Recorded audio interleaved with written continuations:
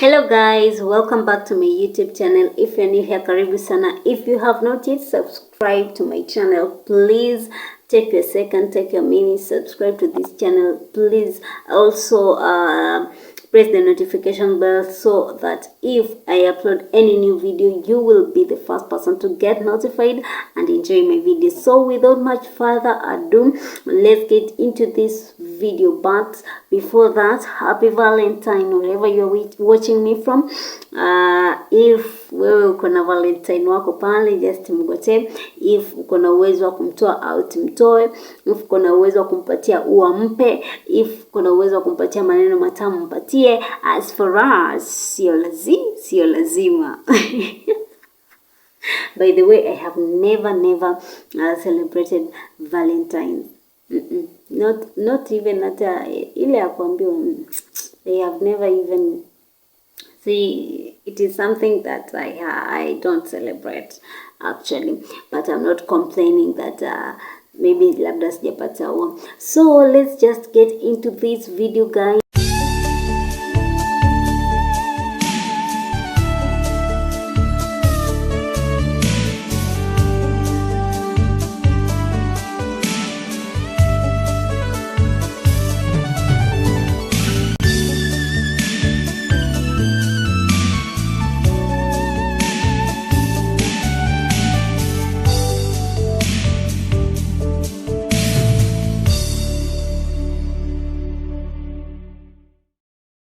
As you can see from the title, I have 5 things that made me strong. At the same time, they broke my heart, but I used them as a stepping stone. You know, there's some people who are giving up in life just like that. Maybe you are going through something in your life, maybe some life hardships. It is not easy. I know that sometimes we give up, like we feel like it is not what we wanted. But these are the things that came into my life, and I was like, as much as they broke me, they made me feel bad. They made me feel like I'm not wanted anymore. I just persisted and worked so hard. Hata saizi bado kuna still some things that zinaweza kufanya like like zina break too, but we are still moving on. So the first thing that happened to me, there was this day I was just sitting at home after university. Nilikuwa tu nimekaa tu home, sina kwa kwenda. I was just Corona was there also, so we were just staying at home, and we used to kule home tunachota maji mahali fulani kwa mfereji, that is Bundu. Bundu, I means kule down interior. So tunachota maji kwa mfereji, and there was this lady that nilienda kuchota maji sometime, and then alikuja akatupata tuko kwa maji. She came and find us there. So the rule is ukikuja ukipata tuko maji unapanga line. So this lady didn't want kupanga line. So I was like, why do you want kuturuka? And we are here, tumekuja tu kitambo, line ni ndefu, kila mmoja anataka maji. And she was like, mnajifanya mmesoma, mmefika university, na mlienda wapi, na tuko hapa na mko hapa na sisi. I was like, damn, what are you even talking about? I didn't even want to create a scene there, because I didn't even feel that it is important to create a scene just like that. So like akaifanya like it's a big deal. So I felt so bad when she said like, mmemaliza university, mko tu hapa, kuna mahali mnaenda, like hata sisi wenye ambao hatujasoma, hatujafika popote, we are just the same. I was like, I felt so bad, and I was like, okay, is it because I have stayed in this village for that long? I started asking God, give me a place to go. You have to. So that situation made me be persistent in prayer, because I was like, no, I can't handle this. I can't handle this. The same time, there was this time that hiyo two time nikikaa home after university, hiyo time there was this man that used to bother me so much, like alikuwa anapita na home nini, so me I didn't like his behavior. So one day he crossed my line, and I felt like no, it was something that ilinivunjia heshima as a lady. And then again I felt like alikuja sana to my self esteem, like ikashuka kabisa. I won't tell you what he did, but what I did is I just told someone who was close to me. I told her the story. So what I wanted is, because she was close to me, I wanted her amwambie, like amwite because unajua kama wewe ni mtu mzima and someone amekwambia kitu kama hiyo, me I was like, okay, you have to call this person. I think right now he's married. The cowboy is married. So by then he was not, but he was like, alinikujia tu vibaya, and I felt it like amenivunjia heshima. Unajua kuna ile ya kawaida ya kufuata, but this particular one alikuwa cross line kabisa, and I didn't even want that. So when I told this person kwamba, can you talk to this man, umwambie like me, I don't like what he did to me, and if he can stop it, I stop, kwa sababu mimi imeniuma, like what aliniambia, it was not suitable, it was not good to me. But do you know what happened after I said that? Mimi nikatarajia like, okay, this one now iko katika mikono salama, iko katika mikono safe, and the matter will be taken care of. But to my amazement, ama to my kwa mshtuko ule mwenye ambao nilipata after, I found that the man mwenye ambaye alini disrespect, let's just use the word disrespect, I found like the relationship between the person that I told her that amwambie like afanye kama kumkanya kwa sababu ni mtu mzima. So I found out that the relationship between the two ilikuwa imegrow so close. Ilikuwa imegrow so close that time, mpaka yani you feel like is it the story that I shared, you guys went ahead and sengenyad me ama nini? So my self-esteem ikashuka. I was so heartbroken, I was so down, like siku feel poa. Imagine umeambia mtu kitu and una expect aichukulie serious, and una expect like aende like na ukali, like ila mwambie like mimi sikupenda vile ulifanyia mtu fulani, because I respect that person. And you know, even hata kwa salamu that time angepita na home, angepita na hapo apate tumeketi wote, but he will see this particular person na msalimie kabisa na nguvu zote, like na mikono juu, like tuko wote like. And then the response from the person that I told was like, tuko wazima nini.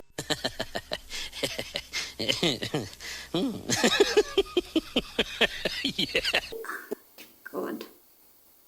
So I felt like hapa, instead of mimi ni feel like I was safe to deliver my story to you so that when kumkanya, it never happened like that. So I also felt broken, and I told God, no, you have to give me somewhere to go. You have to give me somewhere to go. Now to this second thing that happened, it happened while I was in, I think it was also after university. Unajua, after university, that is where you know what life is, kwa sababu there's no pocket money, there's not you kwenda shule nini nini, so you are not a student anymore, but unakuwa mtu mzima. So I went to live with someone also. But before that, let me take you back. Back after Form 4, that was this person, and that I was staying with. And then these people had a baby, and I was like, after Form 4, maybe I wanted to do something, kufanya kazi nini nini, but like they proposed, like, why don't you relax for 1 year, and then after this year utaangalia stories za kwenda college ama stories za kwenda university. Me, I was like, it's okay, because I was still young by that time. I didn't see any big problem with that, so I stayed. Okay, I stayed for almost an year. But when the year was coming to an end, the baby now had grown, So the baby had grown, and just there bado sijaenda college, sijaenda university. Do you know what the statements were? And these are people that were close to me kabisa kabisa. So the statements were, mtu akimaliza campus ama mtu akimaliza the statements were, mtu akifikisha 22 years, they're supposed to know where they're going. They're supposed to look for job. They're supposed to be independent. And I was like, damn, you told me to stay with a child for whoever knows, like for whatever time, like but you're there. Like, I wanted a job, but you said I should relax fast. And now you're telling me this. I was so down. I remember it reached a point I was like, so like all this time I had been here taking care of your daughter, and now you're telling me this? But then again, I said, okay, I'm going to fight. I'm not going to sit down here and just feel so down because you had made me feel down. Like, you had made me nikajiona kama I did something wrong. So I collected myself. When the time came ya kuingia shule, I worked hard just because of that statement, It broke me down, but then again I said, no, I had to prove you guys wrong, I had to prove you guys wrong.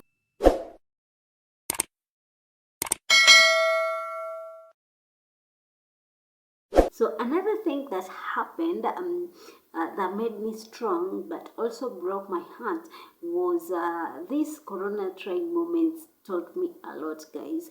So when we were at home, ile njia inatangazwa kwa TV, actually ile njia ya kutangazwa kwa TV ilifika huko home that time.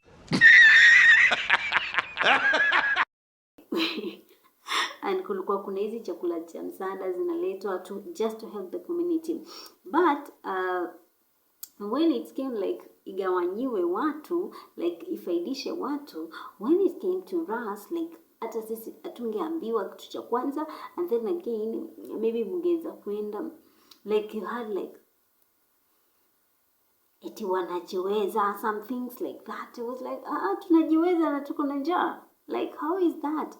Alafu there's this like ndugu, like ndugu yao ako kazini, ana kazi fulani, mwingine pia ako kazini, like they're starting counting those people that in your family wenye wako na kazi, forgetting that everything was in that situation.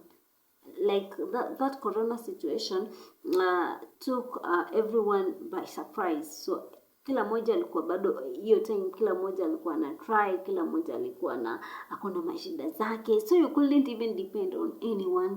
But hapo nasikia sijui wako na nyumba za mabati. I was like Like that is the reason why you guys are not giving us chakula cha msaada, just because tuko na nyumba za mabati, and also that someone in our family has a certain job, someone in our family also have another job. But we were really struggling. I thank God, because by that time when tulikuwa tupewi chakula cha msaada, God used to show himself in a very unique way. Like there was this time that tungekosa kabisa chakula cha msaada, and then someone anaweza tu call dad, like, hello, you know, my dad is a pastor back at home. My dad is a pastor. So wale washirika wake wenye wako huko juu, wenye wako like wako town, someone could just call those moments, like hatuna food kabisa na tujapata chakula cha msaada, just because like tunaonekana tunajiweza. You understand? So anapigiwa simu, anaambiwa nimetumisha na mzigo, endeni mkongoje kwa tuku fulani hapo barabarani. And akienda akikuja, you see exactly kile chakula cha msaada, that is what we will get exactly. You see how God works. Those things that are there to break you, God uses them to glorify himself. I was like, huyu ni Mungu. Because those time, like, mnaamka hamna food, mnaamka hamna, yani mna supposed kwenda shambani, mnaenda shambani, mnarudi nyumbani hakuna chakula. And here people are saying like wako na nyumba za mabati, wako na mandugu wenye wako kazini, but everyone is battling their own battles, you know. And God will just reveal himself just like that. So keep on moving, no matter how you feel like you are going down, no matter how una feel like wanakusema. Me, I remember there was a time I was called like huyo hakuna mahali ataenda, yetu ni housemaid. That time yenye ambao nilikuwa naishi na mtoi wa relative fulani hapo hivyo. So the neighbor around there kwenye nilikuwa naishi just so like I'm not going anywhere with my life, just because aliniona hapo for a whole year nikilea mtoto. And she was like, watu wengine walikuwa kwa nyumba walilea watoto wa watu, wakati watu wanaendelea na maisha yao. So huyu hatakuna mahali ataenda. I was like, are you God? Are you God? So unajua sasa, you have to work hard, an extra mile, to make sure that you are proving those people wrong. So if you are about to give up, just don't give up. Make sure that you are working an extra mile to prove them wrong. We are proving them wrong, okay? So the last action, this one is a recent one, just last year. It happened last year. In my previous video I told you that I was hawking viazi. Nilikuwa napika viazi vya kuuza. But then before that viazi nilikuwa napika mandazi. It is not the mandazi mahamri in cost. Nilikuwa napika mahamri. Napika na half keki. And then this business disappointed me the highest order. You know what happened? It was like maandazi kwanza ndo zilini disappoint kabisa. Woi. Because I remember I was natengeneza maandazi asubuhi, maandazi zitabaki, maandazi hazitanunuliwa, and then nataka capital hapo kwa hiyo pesa. Nataka capital na nataka pia nipate mafuta, na hapo bado ninunue chakula, na hapo ndo nilikuwa nataka tena bado ni save. It was like there was this time yenye ambayo iliniuma kabisa when I was like by the way, there was this single day nilizungusha ndoo ya maandazi, like uzungusha door to door nikienda kuuliza nauza maandazi, wenyewe nauza maandazi. That moment brought me down. Unajua si kila kitu unaweza fanya kwa life. Wow. So I tried that day and I cried after that. I was like, unajua, I cried like I didn't even expect that me hiyo ndo life like nimefika like ya kuhawk mandazi. And like na hawk mandazi, I used to hawk mandazi asubuhi, alafu mchana naenda job, naenda kuongea kwa radio. Like, it was not adding up. So these moments were my trying moments. And I remember that that time that I was doing that business, that mandazi business, mandazi zingebaki, and this sikubaki tu pekee, sometimes zinakuwaga ngumu. I didn't know if shetani alikuwa anatumia that moment kuniaibisha. I really don't know. Sijui kupika mandazi. I know how to cook them. I used to cook them back at home. Mpaka napikia watu, tunapika na maragwe, tunakula. But this particular moment, this business was not going. It was not going. I remember that time I was like, napika mandazi, saa zingine zinashikana. Have you ever gone through something like that? Like you're trying to do something to help yourself, but like inakunjamana, like things are not going along.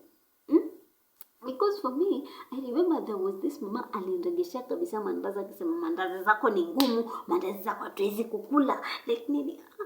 I was like, God. Alafu another thing that happened with that mandazi business, nikapata duka ya kuzipeleka. So I was like, okay, nazipeleka kwa duka kidogo, ile baada nikanipungukia, kwa sababu ukipeleka kwa duka obvious watu watanunua. So mpaka watu walikuwa wameanza kuzoea kununua. But then again, msichana mwenye alikuwa ameko kwa duka akaamua sijui alifanywa nini, sijui akafanya nini, akaamua kuondoka kwa duka. Mimi nikapika mandazi zangu asubuhi ndo nzima, mandazi 32. Nikapeleka kwa duka, kupata duka limfungwa. Nirudi na mandazi yangu yamebaki yote. What will I do? I just niliambia Mungu, if this is the life that you brought me into. Again, ili happen kama wana wa Israeli. You know, wana wa Israeli walitolewa Misri wapelekwe Canaan. But in between the way, when they got hardships, wakaanza tena kumwambia God, sasa umetuleta hapa, si afadhali kule tulikuwa tunakula. I was like, okay, mimi pia umenitoa home, nikuje niteseke huku. Ina nini? Alandi nyambosi yetu. I was like that. Actually, I was completely like Israelites, but I asked God, and He said na patience, and He said na uvumilivu. Yani, I asked for patience, na understanding, and knowing that hiki tu ni kipindi kinapita.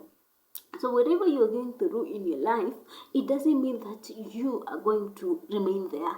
It is just something that you are passing through. It is just a stepping stone. You use those stones, and achukua wale ambao wenye ambao wanakurushia maneno, like they're telling you that you're not going anywhere. Use those stones kwa ujijeni, kwa sababu I remember hata mimi nikikuwa on my previous life, I used to kusengenywa a lot with people, and when I had I got to hear that, ilikuwa inanivunja moyo. But then again I was like, God, unajua sasa, if I feel like mtu ananidharau, ananifanya nini, that is when I pray a lot. Actually, when I hear that people are talking bad on me, that is when I pray a lot, because I feel like, God, you cannot allow this to happen to my life. You cannot allow me to go through this. So guys, if you're there, you feel like you're stuck, you feel like your life is not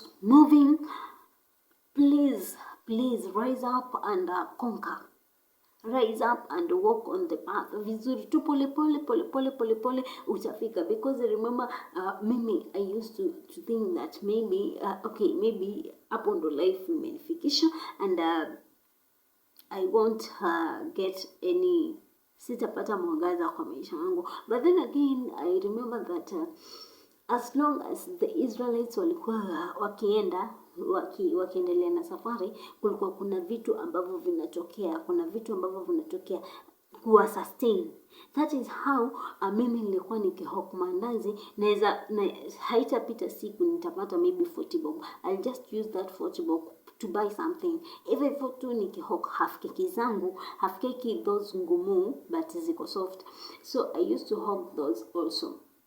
ndio nikapata capital ya kuanzisha biashara ya viazi, So whatever you're going through, just persist and don't give up, because when you give up, that is when Satan get that line, anakuponda sasa vizuri, anakuhakikisha kwamba your self esteem is down, because he made sure that my self esteem was down through people that were close to me, through my friends, some of them, and through people that I used to trust. So if you feel like you're down, please, allow yourself to be down and then move on. So that is what I wanted to talk about, guys, today. I hope that you have learned something, and I hope also that you are going to rise up, start again, start afresh, and we are going to conquer this. It is not yet down, it is not yet done with our lives. So wherever you're watching me from, please subscribe if you have not yet subscribed to this channel, because every Tuesday I'm going to tell you an inspiring story just from my own side, from my side of the story, because I went through a lot in my life and I didn't want just to stay and keep it to myself. I want to share with you so that you may know the good things that God can do to someone's life. So subscribe, like this video, and press the notification bell, and leave a comment if you have read this story. And also yeah.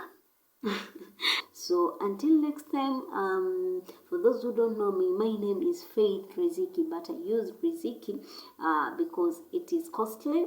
Si costly hapana, ina upwani, something like that.